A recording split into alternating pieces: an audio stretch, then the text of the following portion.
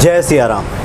इस वक्त हम महाकाल सदाशिव भोले शंकर के अवतार हनुमान जी के दरबार में बैठे हैं और हनुमान जी को लेकर लगातार हम पंडित जी से सवाल पूछते हैं और हमारी कोशिश होती है कि हनुमान जी के प्रति लोगों का अनुराग बढ़े और हनुमान जी साक्षात देवता हैं, इनकी कृपा तो सदा बरसती रहती है और कैसे प्रसन्न हो, शीघ्र कैसे प्रसन्न हो जाएं और उनकी कृपा दृष्टि हम पे हमेशा बनी रहे, लगातार बनी रहे।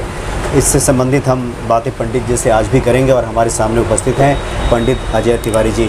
राम राम पंडित जी। हनुमान जी को यदि भक्ति भाव से यदि आप इनको खुश करना चाहते हैं तो सुबह उठ के ब्रह्मचर्य का पालन करिए। जितने दिन इनका अनुष्ठान करना हो, अनुष्ठान कर रहे हैं, हाँ। सुबह उठिए ब्रह्म मुहूर्त में 4 बजे, क्योंकि ब्रह्म मुहूर्त 4 साढ़े 4 बजे स्नान ध्यान करिए प्रेम से और एक घी का दीपक बनाइए। प्रेम से लड्डू 1-2 मिल जाए तो ले लीजिए, अच्छा, जो भी है मोतीचूर का, और दीपक जला लीजिए। बैठ के भगवान का भक्ति ऐसा जगह करो, बड़े मंदिर में नहीं कर पाओगे, जहाँ बहुत लोग आते हैं वहाँ नहीं कर पाओगे। एकांत कहीं ऐसी तलाश जगह का तलाश करो जहाँ बिल्कुल एकांत भाव हो, कम लोग जाते हो, बिल्कुल ध्यान मग्न होके चालीसा का पाठ करिए, हनुमान अष्टक पाठ करिए, बजरंग बाण का पाठ करिए, राम स्तुति करिए और करने मात्र से उनको विधिवत आरती करिए। करने के बाद अच्छा भोग लगाइए, क्षमा प्रार्थना करिए। हो सके तो लाल फूल, गुलाब का फूल हो, गुड़हल का फूल हो, इनको अर्पित करिए। बड़ा फूल अर्पित करने के बाद इनका अनुष्ठान बिल्कुल जितने दिन भूमि पे शयन करिए, चना गुड़ हो भी चढ़ाइए। इसके करने से जितना इनका अनुष्ठान ब्रह्मचर्य के रूप से करेंगे उतना कृपा इनकी आप पे बरसती जाएगी। यानी ये किसी भी दिन शुरू कर दें या फिर जैसे कि मंगल और शनि बताया जाता है? मंगल शनि नहीं, मंगल शनि। अच्छा। जी जी जी जी जी मंगल शनि। मतलब ब्रह्म मुहूर्त में जगें जी, और हनुमान जी का जो विग्रह हो, तस्वीर हो, वहाँ बैठ जाएं। हाँ, हाँ। और घी का दीपक जला लें। हाँ, थोड़ा सिंदूर की बिंदी लगा दो, यदि मंदिर है तो ठीक है, नहीं तो फोटो है तो बढ़िया है। थोड़ा चमेली का तेल, थोड़ा गुड़, चना, इनको प्रिय है, केला है ना, इनको चढ़ाओ भक्ति भाव से। इनको दीपक उपक जला के पाठ करो। तो आपने अनुष्ठान की बात की, तो इसके लिए मान लीजिए कि किसी का कोई कार्य रुका हुआ है जी, तो पहले हनुमान जी से प्रार्थना करें कि हम इतने दिनों का पाठ कर रहे हैं, ऐसा कुछ बताना होगा? नहीं, देखिए ऐसा है कि यदि किसी का कार्य रुका हुआ है तो हनुमान चालीसा का विधिवत जो 7 बार पाठ कर कोई छूट ही बंधी महासुख होई,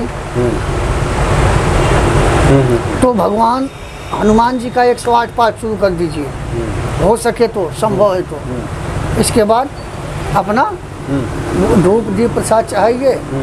चढ़ाने के बाद अवश्य आपका कार्य पूरा हो जाएगा। तो ये तो हनुमान चालीसा का हो गया जी। अन्य भी कोई आपके ध्यान में आ रहा हो कोई उपाय हनुमान जी का, तो अगर बताना चाहें? बहुत उपाय है, बता रहा हूँ आपसे जी। जैसे शनिवार है, शनिवार भी हनुमान जी का है। अच्छा। तो हनुमान जी का तरीके से अनुष्ठान करिए। मामूली 108 पाठ आप करिए गिन के 41 दिन। इनके व्रत में बताया आपसे कि हमेशा कोशिश करो कि भूमि शयन करूँ, जमीन पे सोऊं। कभी मैं लहसुन प्याज नॉनवेज मिक्स नहीं खाना चाहिए, बाहर का भोजन नहीं करना चाहिए, है ना। इनके लिए तरीके से करो अनुष्ठान और गारंटी है 100 में 100 102% कि 41 दिन इनका 108 पाठ हनुमान चालीसा का करो। कैसा हो बंधन होगा, कैसा हो काम रुका होगा,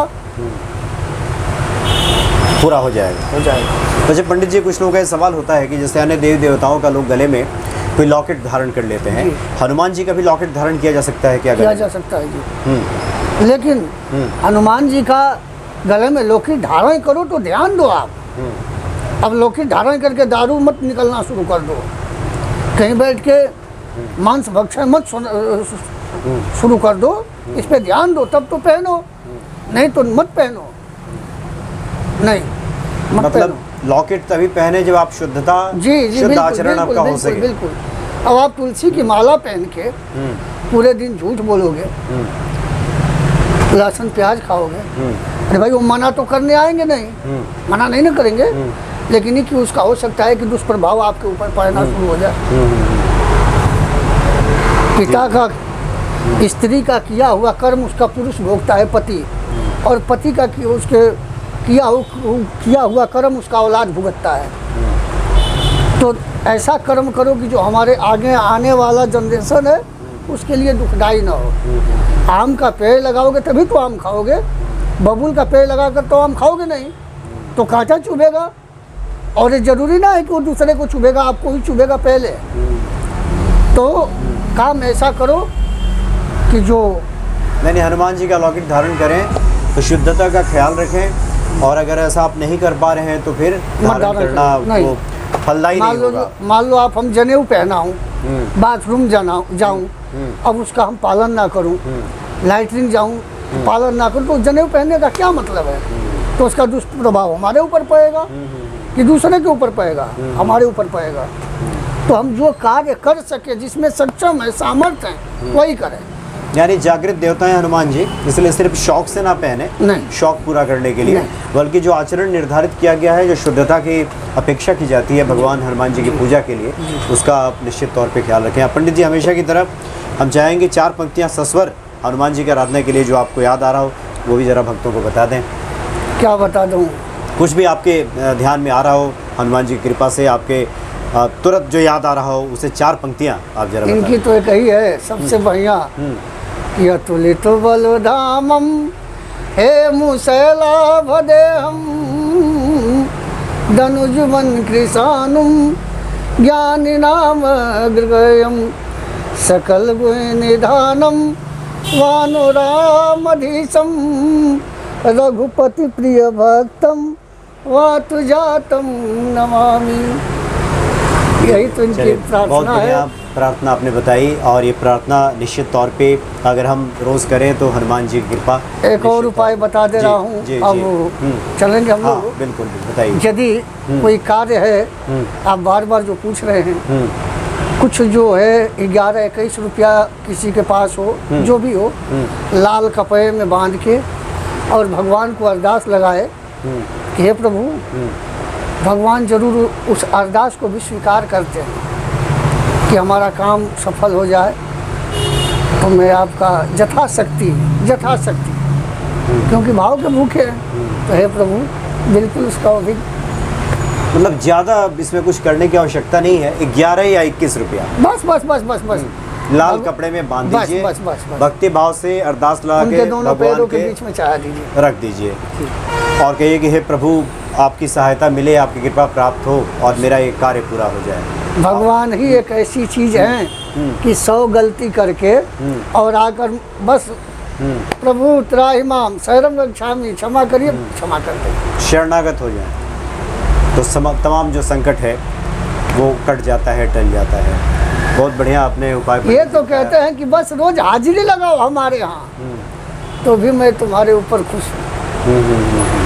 जी जी। और वैसे भी पूरा जो हनुमान जी का चरित्र है, इसमें हनुमान जी के पूरे जीवन चरित्र को देखा जाए, उनके कार्यों को देखा जाए, तो राम कार्य के लिए, राम कार्य का मतलब जो लोक हित में जो सही है, लोक कल्याणकारी जो कार्य है, उसमें हनुमान जी तो निस्वार्थ सेवा भाव से लगे रहते हैं, और निस्वार्थ सेवा भाव की साक्षात प्रतिमूर्ति है हनुमान जी। भाई वो दास हैं, दास को किसी चीज़ की आवश्यकता नहीं है, भगवान की सेवा में थे, उनको कोई मतलब नहीं था, किसी चीज़ की ज़रूरत नहीं थी, कुछ लेना नहीं था उनको, तो बस प्रभु की सेवा।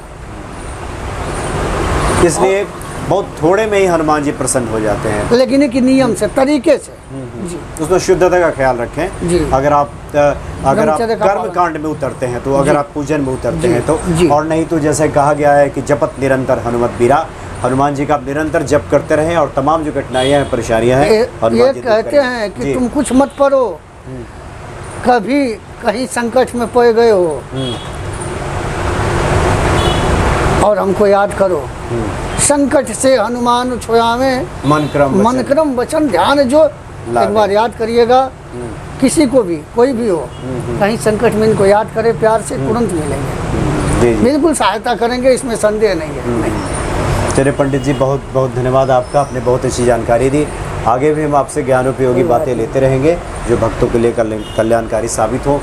जय श्री राम। जय श्री राम। जय बजरंग।